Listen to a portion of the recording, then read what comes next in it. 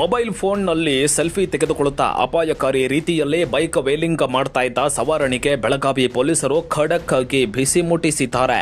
November 30ರಂದು ಬೆಳಗಾವಿಯ ಕಾಂಗ್ರೆಸ್ ರಸ್ತೆಯಲ್ಲಿ bike wheeling ಮಾಡಿರುವ ಬಗ್ಗೆ ವಿಡಿಯೋವೊಂದು ಸಾಮಾಜಿಕ ಜಾಲತಾಣಗಳಲ್ಲಿ ವ್ಯಾಪಕವಾಗಿ ವೈರಲ್ ಆಗಿತ್ತು.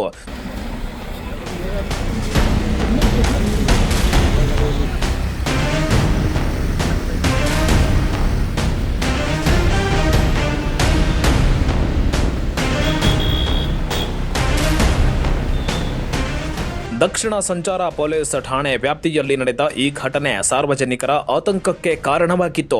ವೈರಲ್ ವಿಡಿಯೋವನ್ನ ಗಮನಿಸಿದ ಬೆಳಗಾವಿ ಸಂಚಾರ ಪೊಲೀಸರು ತಕ್ಷಣವೇ ಕಾರ್ಯಪ್ರವೃತ್ತರಾಗಿ ಬೈಕ್ ಹಾಗೂ ಸವಾರನ ಪತ್ತೆಗೆ ಬಲೆ ಬೀಸಿದ್ರು. ತೀವ್ರ ಶೋಧದ ನಂತರ 24 ವರ್ಷದ ಕಾರ್ತಿಕ್ ಸಂಜು ಮಾಸ್ತಮರಡಿ ಎಂಬಾತನನ್ನ ಪತ್ತೆ ಹಚ್ಚಿ ವಶಕ್ಕೆ ಪಡೆದಿದ್ದಾರೆ. ವೀಲಿಂಗ್ಗೆ ಬಳಸಿದ್ದ FZ ಬೈಕ್ ಅನ್ನ ಪೊಲೀಸರು ಜಪ್ತಿ ಮಾಡಿದ್ದಾರೆ. ಜೊತೆಗೆ ಬೈಕ್ನ ಹಿಂಬದಿ ಸೀಟಲ್ಲಿ ಕುಳಿತು ಸೆಲ್ಫಿ ತೆಗೆದುಕೊಳ್ಳುತ್ತಾ ಇದ್ದ ಶೋಯಬ್ ಮೊಹಮ್ಮದ್ ಗೌಸ್ ಕಿಲ್ಲೆದಾರ್ ಮೇಲೂ ಕ್ರಮ ಜರುಗಿಸಲಾಗಿದೆ. ಇನ್ನು ಬೈಕ್ ಸವಾರನ ವಿರುದ್ಧ BNS 2023 ಮತ್ತು ಮೋಟಾರು ವಾಹನ ಕಾಯ್ದೆ 1988ರ ಅಡಿಯಲ್ಲಿ ಸೂಕ್ತ ಕಾನೂನು ಕ್ರಮ ಕೈಗೊಳ್ಳಲಾಗಿದ್ದು ಪ್ರಕರಣದ ತನಿಖೆ ಮುಂದುವರೆದಿದೆ.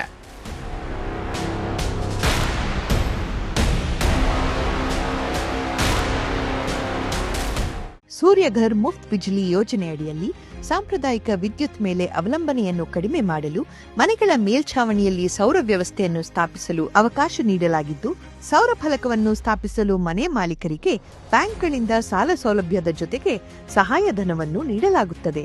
ಸೌರ ಫಲಕಗಳನ್ನು ಸ್ಥಾಪಿಸಲು 30,000ದಿಂದ 78,000ದವರೆಗೆ ಸಹಾಯಧನ ನೀಡಲಾಗುತ್ತದೆ. ಹಿಂದೆ ಸೂರ್ಯಘರ್ ಮುಫ್ತ್ ಬಿಜ್ಲಿ ಯೋಜನೆಯಡಿ ನೋಂದಾಯಿಸಿಕೊಳ್ಳಿ.